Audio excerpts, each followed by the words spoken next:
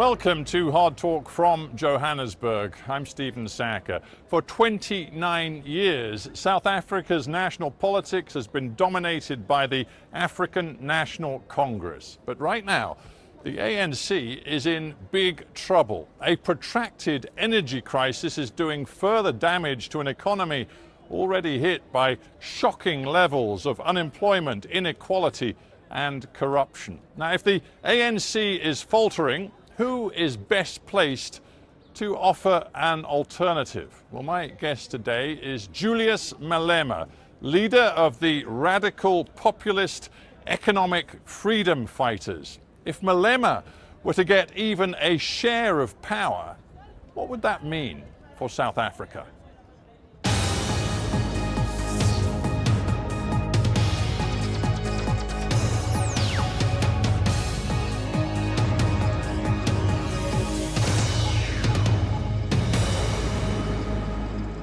Julius Malema, welcome to Hard Talk. Thank you very much. It's a pleasure to talk to you, Mr. Malema. We are speaking as South Africa is in the middle of an energy crisis. It seems set to get worse. What do you think it is doing to this country? Well, its aim is to collapse this country and undermine the democratic project because those in power have relegated their responsibilities to who we don't know. They've not maintained the power stations. They've not built the new ones that are functional. And as a result, we are where we are. The interim CEO of Eskom, the state-owned energy company, said yesterday that over the coming months of winter, they might get to a stage 8 situation, which means there could be power cuts for pretty much 12 or more hours per day. But you have gone further. You have said that you think the grid will collapse. In fact, you said South Africa is going to be plunged into darkness within 2 weeks. Why are you exaggerating? I'm not exaggerating. I said this before they told you there was a stage 8 coming. The stage 8 is to prepare you that the worst are coming. And I'm telling you the truth as is. What is it that can avoid the collapse of the grid, which they've done in between? Which station have they built that is functional to its expectation? Which station have they maintained? Have they said, this one, we're closing it down, we're going to engage in major maintenance of this station? Nothing major has been done. But your statements could spread panic. Is that what you want? No, I'm not spreading panic. I'm telling the truth. Stage 8, they're just being polite. We're going to go, and you are talking hours, we're going to go days without electricity. It's a reality that we need to deal with, even after announcing stage 8. The manner they did. Which ANC politician have you seen panicking? Which president have you seen calling the nation into confidence about what is really happening? We hear from officials as if we don't have elected leadership of this country. On March 20th, you declared a national shutdown. You tried to shut down the entire economy in the midst of this power crisis. Is that responsible? That is the most responsible thing to do. Do you want me to fold my hands? Do you want me to not do anything? What will history say about me? I'm going to be asked a question, not by you, by the future generation, as to what have you done when South Africa was in a crisis. The most logical thing to do is for the president to resign. Was it in Britain where we saw prime ministers in a short space of time resigning one after another because they realized they were not about to carry the national agenda? The president is not carrying the national agenda. We need a government of national unity constituted by all of us who are not driven by political party interest, but the interest of South Africa to resolve this immediate crisis, which will affect all aspects of our lives. National unity, Yeah. you say. You also said at the time of the national shutdown, this shutdown is the beginning of a revolution. No one can stop it. No army can stop it. No police can stop it. Some of your members put out videos threatening to beat up teachers and police if they went to work. One even threatened to beat up pupils if they went to school. And you talk to me about national unity? But that video of a person who was threatening to beat up pupils if they go to school is an old video. I think Hard Talk should have done its research to now realize that video has been resurfaced to support a certain narrative. There's no such a thing. I'm telling you, there's going to be a revolution. Let the grid collapse and let's see what's going to happen. Let the grid collapse. I'm saying to you. How do you think South Africans are going to feel hearing you say that? People who are losing their jobs, people who have no income, and you just say... You are misinterpreting me. I'm saying to you, let the grid collapse as it is going to happen and see what's going to happen in this country. I'm not wishing it. I'm saying it's going to happen. And you will see what's going to happen. Do you think that once the grid collapses, people are going to exchange roses with government? People are going to rise. And when they rise, there will not be any leader who will be leading them.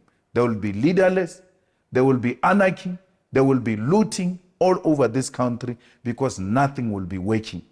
So if you think that I was bluffing on the 20th of March, I was just saying to this government and the people of South Africa, something ought to be done to avoid what is possibly coming, which is going to be a leaderless revolution. That's very powerful rhetoric, but the truth is, on 20th of March, according to employers, 70% of workers across the country went to work. One political commentator said that actually the failure of the national shutdown was a, quote, humiliation for Malema. From where we're sitting, the shutdown was successful. Nothing was operating. The South African media was at the public transport, taxi ranks, at bus ranks.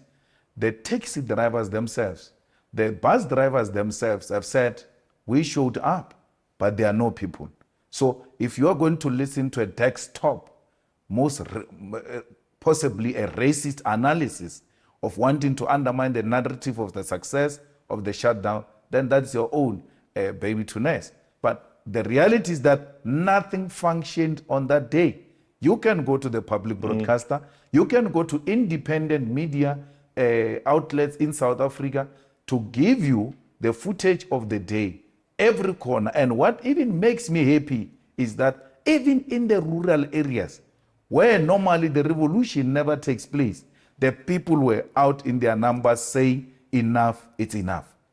Let's think about the lessons to be drawn from the current crisis, because what we see is a state-operated energy giant which is failing to work. It is not delivering power to the people. We have other major state-operated companies, for example, Transnet in the transport and logistics sector, which are failing the people of South Africa. One, we could look at the aviation sector, all sorts of sectors where the state has failed. And yet your message is you still want to confiscate all privately owned land, essentially nationalize all privately owned land. You want to nationalize the mines, you want to nationalize the banking sector, and these are the key pillars of South Africa's economy. You want them all in state hands, and you, Julius Malema, are saying to the South African people, elect me, and I and my associates in the economic freedom fighters will run this economy. Absolutely. You know, 95% of South Africa is electrified. Do you know that South Africa gets water today? Do you know that South Africans, they're watching a public broadcaster? All these examples I've given you are state-owned. But do you know that we have seen this experiment played out in other countries? I'm thinking of Zimbabwe, I'm thinking of Venezuela, and the model does not look good to many South African people who see it. No, it looks good. We're using it now. We were better off now owning this. It's not like I'm saying, let's go and take Eskom out of the hands of the private sector. We are owning it already. So, and then South Africans have accepted and are happy with what You're owning it already, and it's a complete mess. That's why South Africans are saying Let's get proper people to go and run these institutions. Are you the proper person? I'm a proper guy. I mean, I don't want to go too far back into history, but at various times you failed to actually file a tax return on time. Yeah. You've been accused of different financial offences. You've never been convicted, but some of those charges were never brought to court. But you tell South Africans, despite your own history, you are the guy to run their economy. That's why. That's a mind of a lazy person who doesn't do his work. You will have to refer back to 15 years. I've grown up over a period of time, build a solid political party. The only thing you can keep on referring to is what you interviewed me about it 12 years ago. Get something new, my brother. No, I'm very... Show a skill of a hard-working presenter who does his research. You can't falter me. Since I've made my mistakes on tax when I was very young, when I was almost 27 years old, fixed that problem. Today, I'm a 42-year-old married man with children who has taken responsibility and built a solid party to be the third largest party without the support of white monopoly capital and the owners of the South African economy. You keep on referring to old and old things because you are now beginning to sound like a scratched CD. You have every right to tell me you have changed. Tell me of me now. I've been in Parliament for 10 years. Let's take one particular aspect of your policy positions. Yes. Do you think aligning yourself with Vladimir Putin is going to be good for South Africa? But that's what it is now. South Africa is in alliance with Russia, with India, with Brazil, with China. So why are you asking me as if it's some policy that is going to be implemented after I took over? South Africa is in alliance with Russia now. South Africa right now calls itself non-aligned. In the context of the war, but these are two different things. South Africa is an ally of Russia. Now, the second question is, where does South Africa stand on the war? It says I'm a non-aligned in relation to war, but Russia remains South Africa's friend. So we cannot create confusion around there. Don't create an impression that it is Malema who's going to come and create an alliance with Russia. But there are some very specific... Actually, I will go beyond that. I will go beyond the friendship with Russia, and in the war, I will align with Russia, and I will even supply the weapons to Russia. Because Russia is in a war with imperialism, and any agenda that seeks to push back imperialist agendas, it's well within the policies of the EFF. You say, quite clearly, I would arm Vladimir Putin. Yes. You know that the International Criminal Court wants Vladimir Putin to face war crimes charges. It must start with Tony Blair. It must start with George Bush.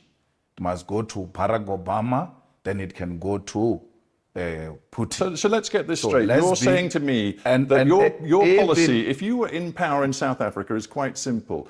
That your enemy's enemy, and it seems you regard the US and its allies as the enemy, your enemy's enemy is your friend. Never mind if he's a suspected war criminal, never mind if the UN and the ICC say they have compelling evidence of Russian war crimes. You don't care. As far as you're concerned, my enemy's enemy is my friend. You're exaggerating, but another point which you don't want me to go there is that Tony Blair accepted that they were wrong about Saddam Hussein to an extent that he did an apology of a thug, right?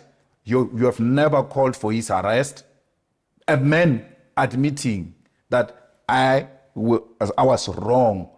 To how many people died there, killed by those people. So all I'm saying is we are with President Putin because it's not enemy of my enemy. It is an anti-imperialist agenda that says the American dominance and its allies should be undermined at all costs. Anti-imperialism, even though Vladimir Putin is quite explicit about his desire to revive a form of empire. He says countries like Ukraine have no right to independent sovereign existence. He appears to believe that the best thing would be to revive an empire, the Soviet empire. But you're anti-imperialist? We are anti-imperialist. That's a debate for another day. The war is not what he's talking. The war is about the expansion. And had there been a common ground found, this could have been avoided. We are not for imperialism, even if it were to come from Russia. If he does that, we'll condemn it. But we know for a fact that progressive forces such as China have also aligned themselves with Putin to try and create an alternative from the imperialist domination of the world. And that's what the EFF is about. You admire China, you admire, it seems, Putin. What you seem to have as a vision for South Africa's future is much more along those lines, authoritarianism than democracy. No, socialism is not authoritarianism. So how can you describe China as progressive? No, it's very progressive. China subscribed to Leninism and Marxism, where the working class control the commanding heights of the economy. And that's what we subscribe for. We are of the means of production being owned and controlled by the states. We want South Africa through the vision and the image of China, where you grow the economy, where you reduce unemployment, where you reduce poverty, and you can't take that away from China. And the state plays the central role with regard to that. That kind of message and the messaging on Russia has seen the rand plunge against the US dollar. Hang on, we see many corporations in South Africa looking at establishing headquarters elsewhere. We see foreign direct investment flatlining in this country. Do you believe that the rhetoric you are using is good for the South African economy? I've been doing this from when you interviewed me 15 years ago, when I was young. And therefore you can't say the rand to dollar crisis today is created by this message that I've been spreading for so many years, from my early ages. And then this but what I'm suggesting is that the new tensions between Washington and the government in South Africa have definitely affected the financial markets. No, it was the crisis as we see it today, as we have this conversation, me and you. It was worsened by the irresponsible utterances by the ambassador of the USA, who just recklessly, without following the diplomatic protocols, went out to make certain allegations about our country, damaging its good image, and then undermining its sovereignty in terms of choosing who its friends are.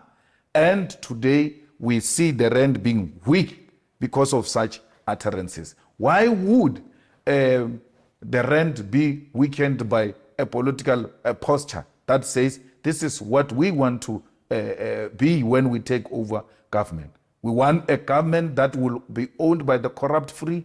I admire China when it comes to how it deals with crime. I admire China when it comes to how it deals with infrastructural development. I admire China on how it has dealt with poverty and unemployment. How would that weaken the rand? Is that not what the investors want for all of us?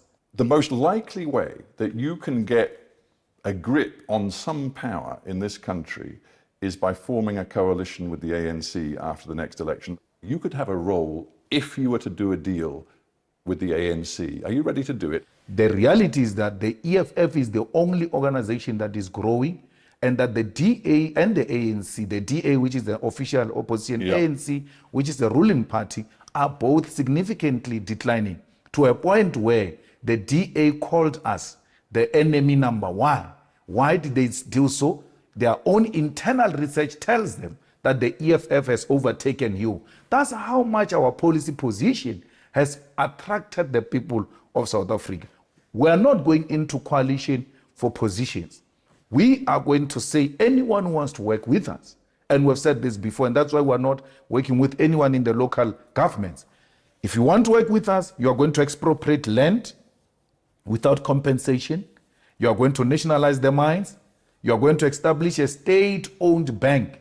You are going to make sure that we fight crime fire by fire to make this country a safer place. Those are just but minimal, non-negotiable points that will engage with anyone who wants to work with us. All of that, non-negotiable. Non-negotiable. On that basis, it's hard to imagine you can make a coalition with anyone. ANC was more than willing. Actually, ANC was at a point of signing with us on expropriation of land without compensation. Remember, we even put this in Parliament. How did it pass to a point where Parliament had to do an investigation if the ANC was not agreeing? We were almost at the edge of getting a deal. And some young ANC clowns decided to vote against this. But we're not going to retreat in returning the land back into the hands of our people. And don't tell me about Zimbabwe. This is going to be done through a democratic means, like we did, in consultation with all South Africans, black and white, on how best do we get the rest of our people owning the land and other strategic sectors of the economy. You know there are some South Africans, and let us be blunt, many white South Africans, who fear Julius Malema. Some of them have said to me, if Malema gets to power or close to power, I will leave this country. Do you welcome their fear, or do you want to find ways to overcome their fear? I don't welcome their fear. Stephen, they said that about Mandela, the most celebrated Mandela. You're talking about me. They said if Mandela, a prisoner, becomes the president, who will live in this country, and they left. I was in the Vaal River the other day, looking at some of the houses that whites abandoned in 1994 when Mandela became a president. They are not scared of Julius Malema.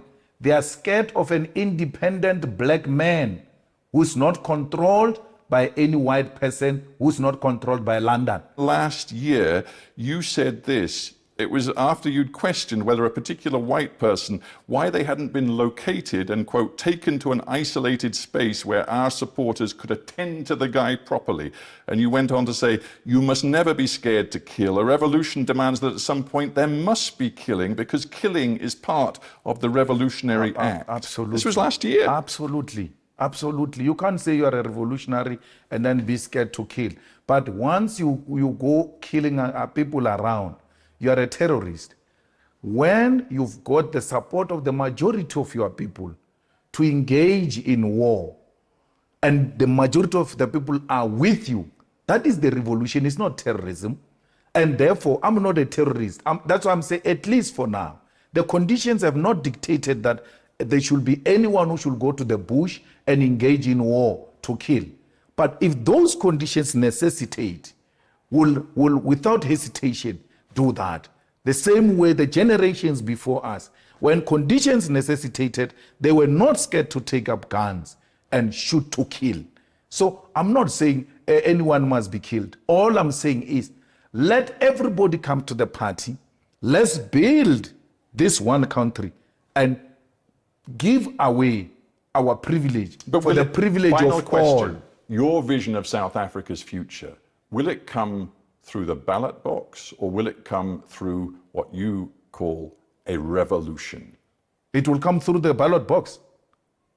A ballot box that produces a revolutionary party will unleash the revolution. And the revolution, when it is unleashed through democratically elected government, is the changing of the system, where you radically defeat capitalism and introduce a socialist state. We still believe in the EFF, fundamentally so, that the power to the people must be ushered in through the ballot. And nothing else must be looked at except the ballot. However, when the need arises to defend ourselves through whatever means necessary, we'll do so without hesitation. Julius Malema, sadly, we're out of time, but I thank you very much for joining me on Hard Talk. Thank you.